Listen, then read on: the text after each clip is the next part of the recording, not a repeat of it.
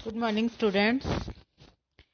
Female reproductive cycle के part 1 हमने देखा था। पार्ट 2 में आज हम स्टडी करते हैं मेंस्ट्रुअल साइकिल। ओवेरियन साइकिल या मेंस्ट्रुअल साइकिल जो होता है, ओवेरियन साइकिल जो है वो क्या होता है, एंडोक्राइन टिश्यू और रिलीज ऑफ एग को हम ओवेरियन साइकिल कहते हैं। इसी प्रकार जो मेंस्ट्रुअल साइकिल होता है ये यूट्रस के अंदर, हमने पार्ट 1 में देखा था, हम दोनों ऑर्गन पे ज्यादा फोकस करेंगे, ओवरी और यूट्रस पर। तो यूट्रस के अंदर जो भी लाइनिंग या प्रिपरेशन होती है टिश्यू की या मेंटेनेंस ऑफ द टिश्यू होता है, वो उसको हम बोलते हैं menstrual cycle. These cycles occur concurrently and the coordinated over a 22 से 32 डेज साइकिल। ये 22 टू 32 डे का साइकिल होता है और एवरेज लेंथ जो है इसकी 28 डेज के करीब ऑलमोस्ट मानी जाती है। बाकी पर्सन टू पर्सन भी वेरी करती है। द फर्स्ट हाफ जो होता है ओवेरियन साइकिल का, उसको हम फॉलिकुलर फेज कहते हैं। इसमें क्या होता है कि धीरे धीरे एफएसएच और एलएच का जो है लेवल राइज करता है, जिससे ग्रोथ ऑफ द फॉलिकल जो है ओवरी में शुरू हो जाती है। और ग्रोथ होने के साथ साथ ही जो एग है वो ओवुलेशन के लिए तैयार हो जाता है। ओवुलेशन हमने पार्ट 1 में देखा था कि क्या होता है, एग का ओवरी से रिलीज होना ओवुलेशन कहलाता है। जैसे जैसे फॉलिकल ग्रो करता है तो ये ईस्ट्रोजन जो है और प्रोजेस्टेरोन, ईस्ट्रोजन की रिलीजिंग जो होती है वो बिगिन हो जाती है और शुरू हो जाती है, और प्रोजेस्टेरोन जो होता है वो कम होता है। प्रोजेस्टेरोन जो होता है वो एंडोमेट्रियम को मेंटेन करता है। एंडोमेट्रियम किसकी? यूट्रस की लाइनिंग को हम बोलते हैं एंडोमेट्रियम, जिससे प्रेगनेंसी को इंश्योर करता है कि एंडोमेट्रियम की लाइनिंग प्रिपेयर हो जाएगी, तभी प्रेगनेंसी हो सकती है। Just prior to the middle of the cycle, यानी कि एकदम ऑलमोस्ट हमने 28 डेज का यदि साइकिल मानते हैं तो इसका मिडल जो बनता है वो 14 डे होता है। 14th डे को जो है उसमें ईस्ट्रोजन, एफएसएच और एलएच वो एकदम रैपिडली राइज करते हैं और फिर एकदम उनमें स्लोअर डाउन या लेवल लो होना शुरू हो जाता है। जब ये स्पाइक होता है एलएच का, तो उसी टाइम ओवुलेशन की क्रिया हो जाती है, अर्थात एग रिलीज हो जाता है। ये एग जो रिलीज होता है, जो सबसे ज्यादा मैच्योर फॉलिकल होता है उससे रप्चर होता है एग, वो रप्चर हो जाता है फॉलिकल और इससे रिलीज हो जाता है एग, जो है वो बाहर आ जाता है ओविडक्ट के अंदर। जो फॉलिकल है डिड नॉट रप्चर, वो जो नहीं रप्चर हो पाते हैं, इमेच्योर टाइप के होते हैं, वो डीजनरेट हो जाते हैं और एग जो है वो लॉस्ट हो जाता है।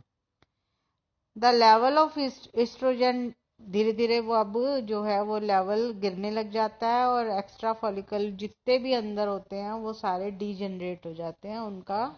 उसमें अब एक ही एग जो रिलीज हुआ है वो ही आगे के प्रोसीड करता है, बाकी के जितने भी फॉलिकल दौड़ में थे वो सारे के सारे अब डीजनरेट हो जाते हैं।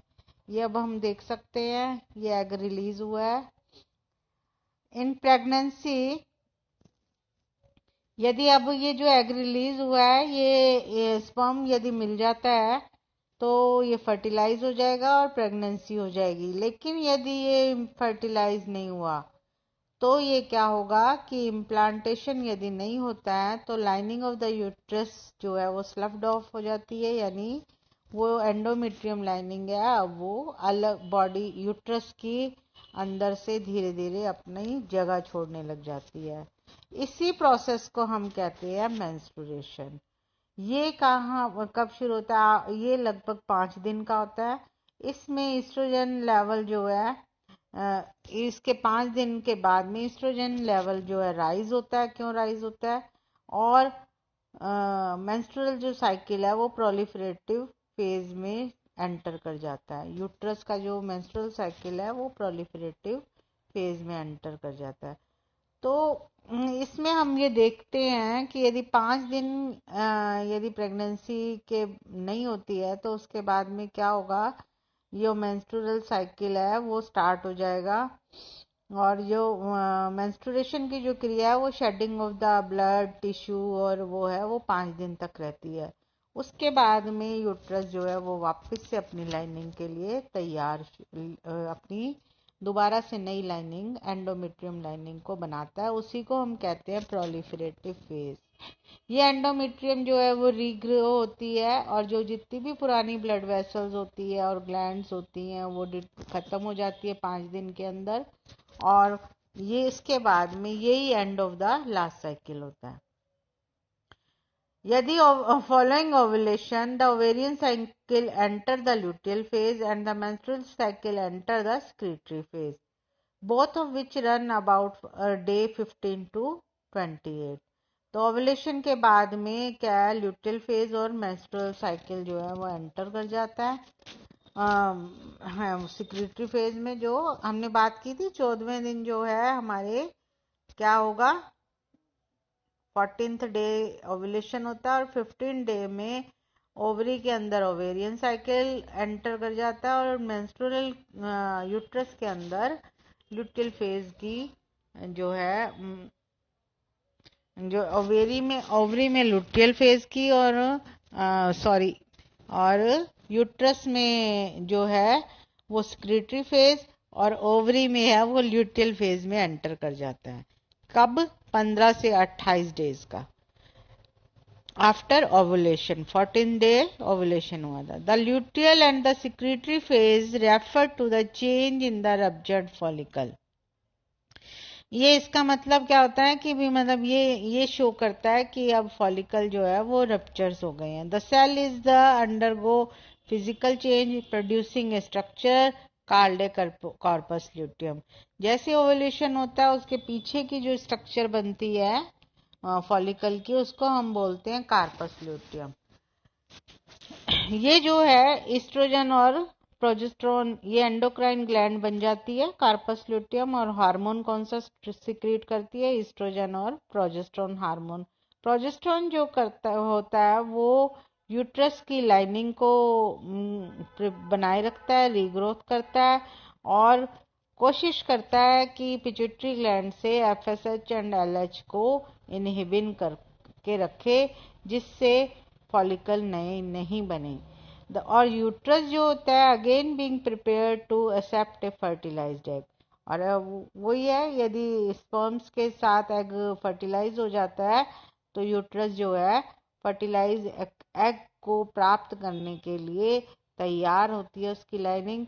और इस साइकिल इस during the cycle the inhibition FSH और एलएच का जो इनिबिशन होता है वो किसी भी एग और फॉलिकल को नहीं बनने देगा जब तक वो इम्प्लांट ना हो जाए। धीरे धीरे जो ईस्ट्रोजन है वो कार्पस ल्यूटियम से इंक्रीज होता रहता है और कुछ दिनों तक ये बना रहता है।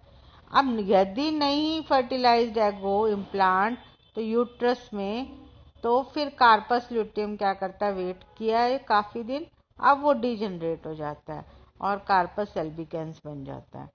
एंड लेवल और ऑफ ईस्ट्रोजन और प्रोजेस्टेरोन जो है वो एकदम गिर जाएंगे, तभी तो वो पिट्यूटरी ग्लैंड जो है वापस से एफएसएच और एलएच बनाएगी और क्या होगा, फॉलिकल्स का ओवरी के अंदर फॉलिकल्स नए फॉलिकल्स बनने शुरू हो जाएंगे।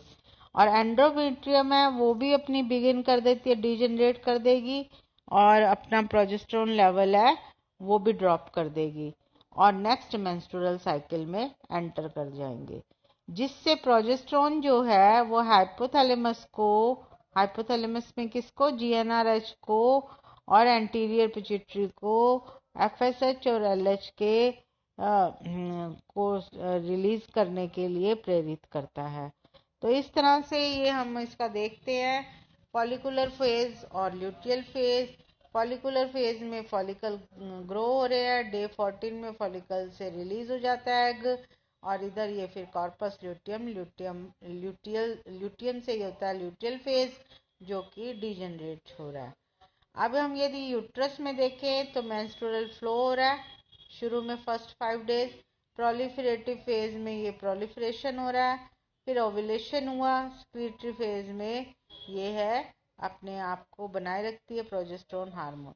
अब ये हार्मोन लेवल देखें तो ये एकदम जब स्पाइक आता है तो ओव्यूलेशन होता है फिर एलएच का, और फिर एकदम से ये गिरावट आ जाती है क्योंकि ये वेट करता है इम्प्लांटेशन, नए फॉलिकल्स नहीं बने। अब हम मीनोपॉज क्या होता है, ये मिड 40 और मिड 50 में यदि वुमेन पहुंचती है या लेडी आती है, उसकी एज हो जाती है, तो ओवरी जो है वो अपना जो है कैपेसिटी और सेंसिटिविटी और वो सब लूज करने लग जाती है, जिससे एफएसएच एंड एलएच जो है वो भी डिक्रीज हो जाते हैं और ओवरी से फॉलिकल बनने बंद हो जाते हैं। मेंस्ट्रुअल साइकिल, यदि यूट्रस की बात करें तो मेंस्ट्रुअल जैसे एफएसएच एलएच है उसी तरह मेंस्ट्रुएशन भी बंद हो जाता है। मेंस्ट्रुअल साइकिल जो है वो पीरियड्स बिकम लेस हो जाते हैं और कभी कभी मंथ में ना करके ईयरली आने लग जाते हैं और फाइनली फिर वो सीज हो जाते हैं या बंद हो जाते हैं। इसी को हम बोलते हैं मीनोपॉज, जब मेंस्ट्रुअल साइकिल और फॉलिकल्स नहीं बने, ओवरी में फॉलिकल्स नहीं बने और यूट्रस में, हम 2 ऑर्गन की ही बात करेंगे हमेशा, यूट्रस में क्या होगा, वो एंडोमेट्रियम लाइनिंग नहीं बने, तो इसका मतलब है मीनोपॉज की स्थिति आ गई है। और इसमें जो है there still egg but the potential follicle on the ovaries, eggs तो पड़े रहते हैं, 2 लाख के करीब एग्स होते हैं, तो लेकिन वो जो है उनमें पोटेंशियल नहीं होती है कि वो फॉलिकल्स जो है उनको ओवरीज में मैच्योर कर सके।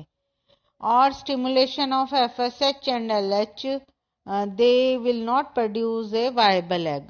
भला पिट्यूटरी ग्लैंड से एफएसएच और एलएच ट्रिगर करता रहता है, लेकिन ओवरी की इतनी सेंसिटिविटी नहीं होती है कि वो उसको मैच्योर एग बना सके। अब क्या होता है कि जिससे मैच्योर एग नहीं बनेगा तो वो रिलीज भी नहीं होगा और प्रेगनेंसी भी नहीं होगी और मेंस्ट्रुअल साइकिल भी नहीं होगा, मेंस्ट्रुएशन भी नहीं होगा। इन सब को कहते हैं मीनोपॉज। और इस दौरान फिर जब प्रेगनेंसी नहीं होगी तो चिल्ड्रन भी नहीं होंगे। अब इसमें बहुत सारे सिम्टम्स आते हैं लेडीज में, 40 to 50 के दौरान ही मीनोपॉज की स्थिति आती है। इसमें बहुत सारे उसमें फिजियोलॉजिकल, साइकोलॉजिकल और बहुत सारे उसके प्रॉब्लम से फेस करती है। इसमें क्या होता है, हॉट फ्लैशेस आते हैं, हैवी स्वेटिंग, बहुत पसीना आता है, हेडेक रहता है, हेयर लॉस रहता है, मसल पेन रहती है, वेजाइनल ड्राइनेस रहती है, इंसोम्निया, चिड़चिड़ापन रहता है, डिप्रेशन में रहते हैं, वेट भी गेन हो जाता है और मूड भी स्विंग होता रहता है। ईस्ट्रोजन होता है वो कैल्शियम मेटाबॉलिज्म और जो है वो करता है, इसके बिना फिर वो क्या ब्लड लेवल का जो कैल्शियम होता है वो डिक्रीज हो जाता है।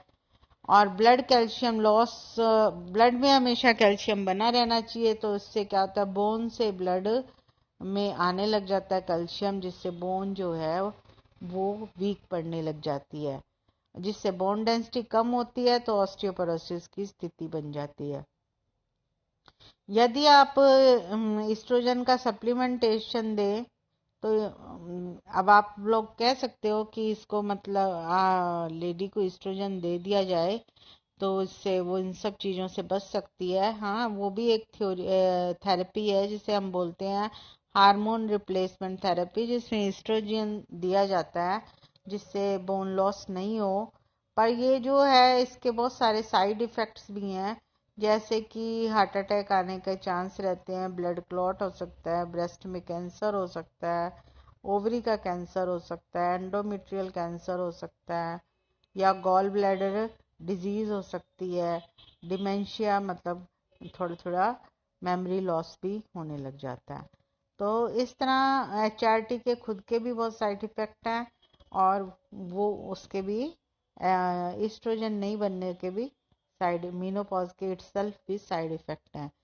तो ये है आज के हमारे टॉपिक में मेंस्ट्रुअल साइकिल और मीनोपॉज और ओवेरियन साइकिल का हमने पूरी स्टडी की।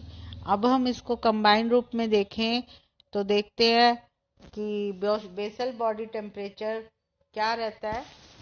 ये हम एक इंक्लूडिंग कर रहे हैं फैक्टर को। यदि हम 28 डेज का रखते हैं साइकिल तो 0 से 7 डेज में हम मेंसेस मान रहे हैं, वैसे 5 डे में ही कंप्लीट हो जाती है। उसके बाद में फॉलिकुलर फेज देख रहे हैं और 2 फेज है ल्यूटियल फेज। तो पहले से 5-7 दिन तक जो है वो मेंसेस या पीरियड्स आ जाते हैं, जिससे ब्लड लॉस होता है, यूट्रस से सारी एंडोमेट्रियम लाइनिंग जो है वो निकलने लग जाती है, ईस्ट्रोजन और प्रोजेस्टेरोन का इनहिबिशन हो जाता है। फॉलिकल्स जो ओवेरियन ये देख रहे हो यूट्रस में सारा श्रेड हो रही है, एंडोमेट्रियम टूट रही है सेल्स। और फिर उसके बाद ओवेरियन साइकिल में क्या होता है कि ये प्राइमरी फॉलिकल थीका और ये एंथ्रम बनते हैं। और गोनेडोट्रोपिक हार्मोन लेवल देखें तो एफएसएच एलएच कम रहता है। फिर क्या होता है 5 से 14 दिन या 7 से 14 दिन भी कुछ लोगों में माना जाए तो प्रोलिफरेटिव नेक्स्ट फॉलिकुलर फेज है प्रोलिफरेटिव फेज।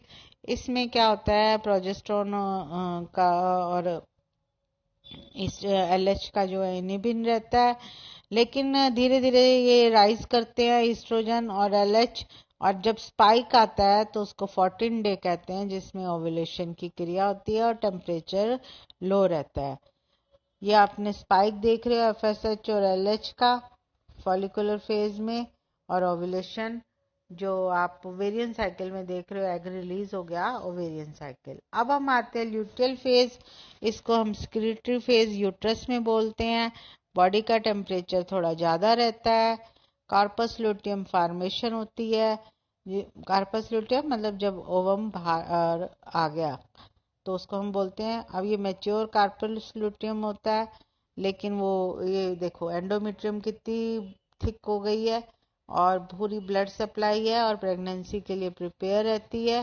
प्रोजेस्टेरोन देखो कितना ज़्यादा है और ईस्ट्रोजन जो है थोड़ा कम है। और इसमें इनहिबिशन है, वो इनहिबिशन किसका फॉलिकल का इनहिबिशन रखता है।